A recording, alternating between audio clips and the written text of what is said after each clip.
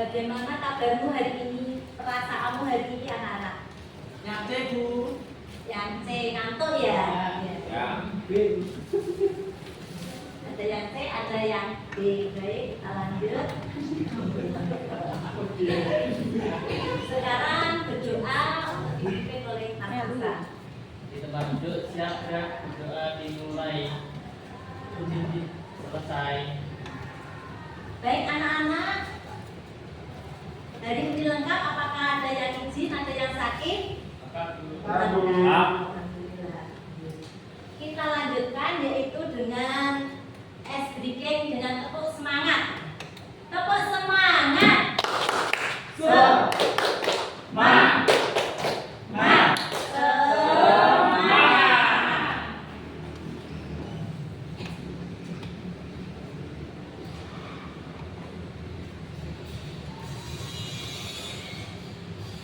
Dulu punya yel-yel, kalau dulu mengucapkan kami anak cerdas, anak-anak menjawab koding dan kami pelajari.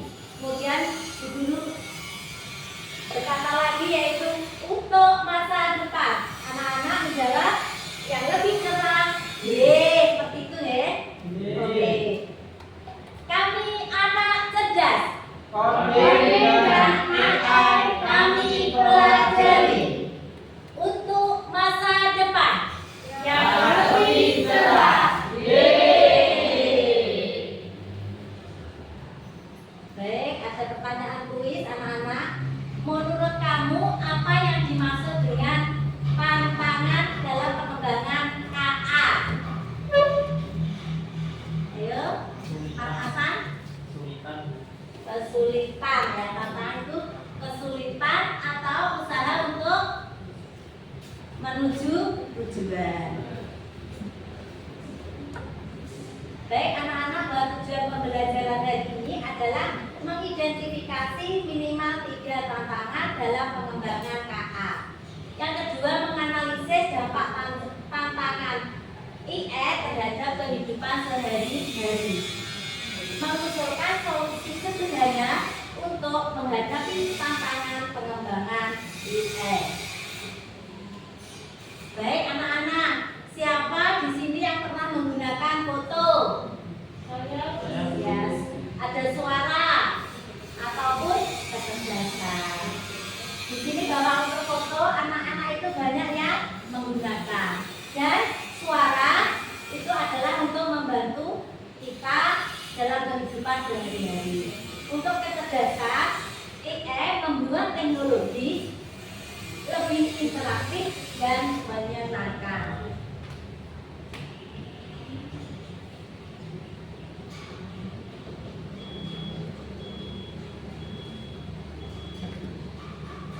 Di sini punya TikTok ya, video singkat.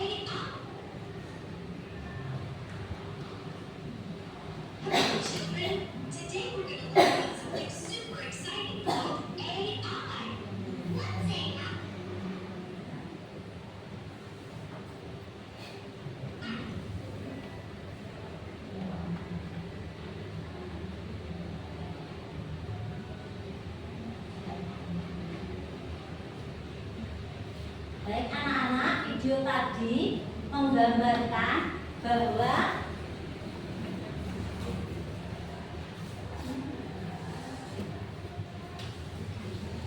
yang artinya, halo anak-anak, hari ini kita akan belajar tentang EE yang sangat menarik. Jadi pelajaran EE itu adalah pelajaran yang menarik.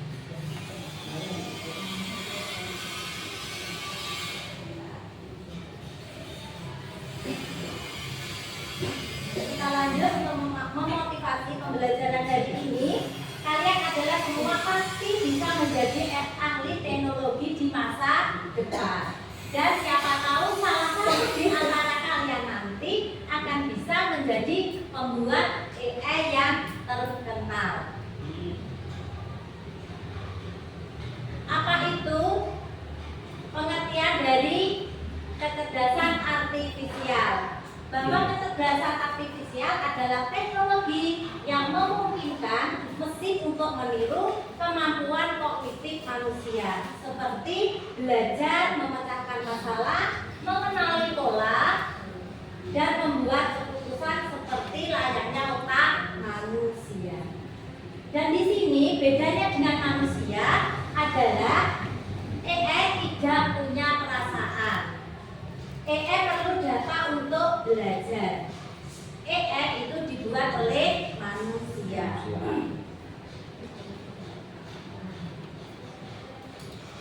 Manfaat kecerdasan dari EE, bahwa EE bisa mengerjakan tugas berulang dengan cepat. EE juga bisa membantu belajar, seperti aplikasi belajar yang menyesuaikan dengan kemampuan kita untuk membantu kesehatan. EE juga membantu dokter untuk mendeteksi penyakit, membantu keamanan. EE bisa mengenali wajah untuk keamanan, memudahkan hidup. EE juga membuat teknologi lebih mudah digunakan. Di sini contohnya seperti aplikasi Google Translate menggunakan EE untuk menerjemahkan bahasa dengan cepat dan akurat. Di sini kita akan mempelajari 4 tantangan besar dalam pengembangan EE. Yaitu yang pertama ada etika, privasi, bias, dan sosial. Etika itu adalah memahami benar dan salah dalam penggunaan EE. Privasi adalah untuk menjaga rahasia pribadi tetap aman saat daring maupun luring. Bias, EE memperlakukan beberapa orang secara tidak adil dalam pengambilan keputusan. Dan sosial adalah EE mengubah cara kita hidup dan berinteraksi sehari-hari. Tantangan yang pertama adalah etika. Etika adalah pemahaman tentang apa yang benar dan salah. Pentingnya kita untuk bertanggung jawab saat menggunakan teknologi EE. Di sini ini adalah contoh masalah, yaitu seperti membuat berita hoax, kemudian ada video palsu, kemudian ada game EE yang membuat kecanduan. Anak-anak pernahkah mendengar yaitu tentang berita hoax? Nah, apa solusinya untuk mengatasi hal tersebut? Yaitu membuat aturan penggunaan EE. Pembuat EE harus bertanggung jawab. Kita gunakan EE dengan bijak. Tantangan yang kedua adalah menjaga rahasia pribadi dengan aman, yaitu pentingnya privasi dalam kecerdasan artifisial. Privasi berarti menjaga informasi pribadi kita tetap aman. EE dapat membantu kita, tetapi penting untuk memahami cara membagikan informasi tanpa mengorbankan keamanan ada contoh masalah aplikasi mengambil foto tanpa izin. Pernahkah anak-anak mengambil foto temannya atau siapa tanpa izin? Nah, itu tidak boleh ya anak-anak. Kalau anak-anak mengambil foto itu harus dengan izin yang bersangkutan. Bagaimana caranya ya tadi kita harus izin. Kemudian pribadi dicuri atau dijual. Pernahkah anak lakukan? Ya, baik. Jadi kita tidak boleh ya solusinya jangan sembarangan bagi informasi pribadi. Tantangan yang ketiga yaitu bias dalam kecerdasan artifisial, yaitu memberikan ketidakadilan dalam penggunaan AI, yaitu bias terjadi ketika AI perlakukan kita tidak adil. Di sini contoh cerita nyatanya yaitu AI pengenalan wajah di sekolah untuk absensi, tapi di situ sering salah mengenali wajah teman yang berkulit gelap ataupun pakai jilbab. Mereka harus coba berkali-kali sementara teman lain langsung berhasil. Ini namanya tidak adil. Bagaimana solusinya? Buat AI dengan data dari semua jenis orang. Uji AI untuk semua kelompok. Laporkan jika ada AI tidak adil. Di sini biasanya terjadi di lembaga-lembaga sekolah maupun atau lembaga kantor-kantor yang sekarang menggunakan face itu ya, jadi dengan face atau wajah. Tantangan yang keempat adalah dampak sosial dari kecerdasan AI. Bagaimana AI mengubah kehidupan kita? AI mempengaruhi cara kita dalam hidup dan bekerja, dari komunikasi hingga pendidikan. Sehingga penting memahami dampak positif dan negatif yang ditimbulkan oleh teknologi di masyarakat. Contoh masalahnya adalah robot gantikan pekerjaan manusia, yaitu kasir ataupun supir. Yaitu supir seperti adanya apa? Mobil yang otomatis tanpa supir sudah bergerak, sudah bisa berjalan dengan sendirinya. Anak lebih suka main dengan AI daripada teman. Nah ini anak-anak kita itu sekarang itu apa? Bahwa HP itu merupakan teman istimewa dari anak-anak. Sehingga anak-anak melupakan apa? Temannya. Duduk bersama ya anak-anak, sebangku itu sudah main HP sendiri-sendiri seolah anak-anak tidak kenal dengan temannya. Solusinya apa? Belajar keahlian baru. AI sangat bantu, bukan pengganti. Jadi AI ini hanya membantu, bukan sebagai pengganti. Tetap jaga hubungan dengan orang lain. Jadi kita harus selalu tetap menjaga hubungan silaturahmi. Ini adalah contoh kasus bias dalam pengakuan wajah.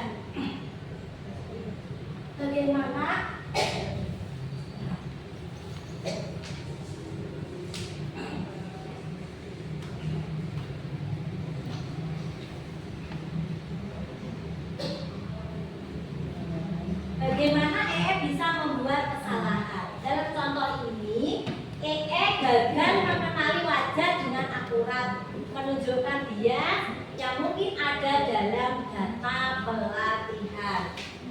Ini penting untuk dipahami agar kita dapat mencegah kesalahan serupa. Seperti tadi ya, ini adalah contoh absensi.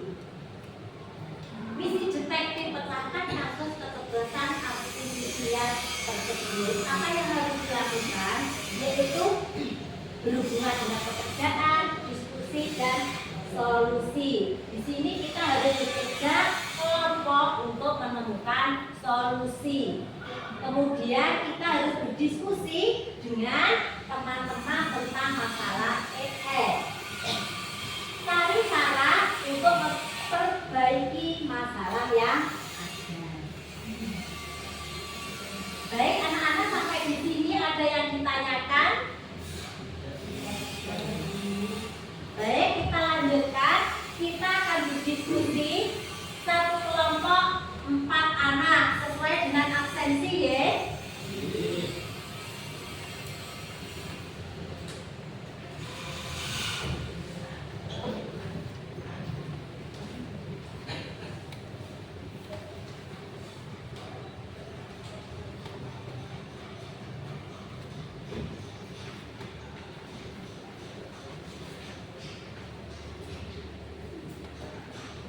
Yaitu di situ ada 4 kasus, yaitu ada kasus A game tanpa batas, kasus B foto tanpa izin, kasus C robot penjawab yang tidak sopan, dan kasus D pengenal wajah yang pilih kasih. Di sini nanti tiap kelompok ya sesuai absen tadi, kelompok 1 adalah menyelesaikan kasus A, kelompok 2 menyelesaikan kasus B, kelompok 3 menyelesaikan kasus C, dan kelompok 4 menyelesaikan kasus D. Ikuti petunjuk yang ada di LKPD.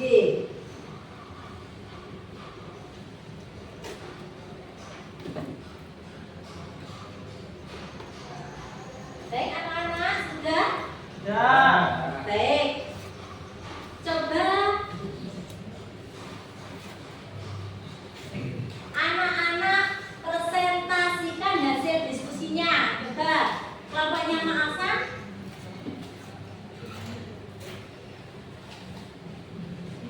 Jadi saya Salam Tahun dari kelompok 2 akan mempresentasikan hasil diskusi kami, yaitu kasus B foto tanpa izin. Nah, kasus tersebut masuk di tantangan privasi karena foto diri kita itu termasuk privacy, apalagi dipakai iklan tanpa seizin kita. Kemudian apa dampak dari kasus ini? Dampak untuk individu yaitu pencemaran nama baik, kemudian kerugian ekonomi serta serangan mental. Dampaknya pada masyarakat ini melanggar norma-norma di masyarakat dan menyebabkan penurunan rasa percaya ke kecerdasan artifisial. Nah, solusinya apa? Untuk membuat KA itu harus membuat peraturan agar KA tidak semena-mena mengambil foto kita. Untuk penggunanya bisa mengamankan data diri dan privasinya. Untuk pemerintah atau sekolah itu bisa memberikan pendidikan ke semua orang agar bisa menggunakan kecerdasan artifisial itu dengan baik. Terima kasih untuk kelompoknya Mas Iksan. Baik, ada yang memberikan penguatan teman-teman, ayo. Untuk anak-anak coba salah satu memberikan umpan balik pada teman yang berprestasi, ayo. Bisa kasih wow. Oke, kita kasih Wow. oke. Kita kasih wow, kasih B, kasih O, kasih W. Wow, keren. Oke, terima kasih. Baik anak-anak, untuk penguatan pada hari ini bahwa kita itu dalam menghadapi dengan membantu KA yaitu dengan melakukan tanya, adil dan lindungi. Yaitu kita ajukan pertanyaan, kita bersikap adil dan bantu lindungi privasi. Baik, kita akan merefleksikan apa tantangan yang paling mengejutkan bagi kamu anak-anak. Apa tantangannya? Yaitu tentang apa? Etika. Baik, kita kasih dari kelompok 1 sampai 4, kita kasih tepuk top, yaitu kasih T, kasih O, kasih P, kasih top. Wow, top, keren.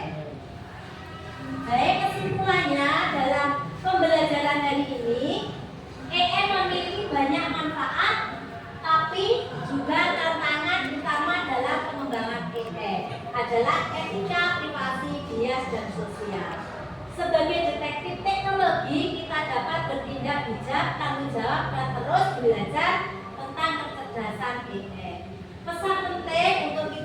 semua, adalah alat yang hebat, tetapi kita tetap harus mengendalikan, gunakan dengan bijak untuk membuat dunia lebih baik.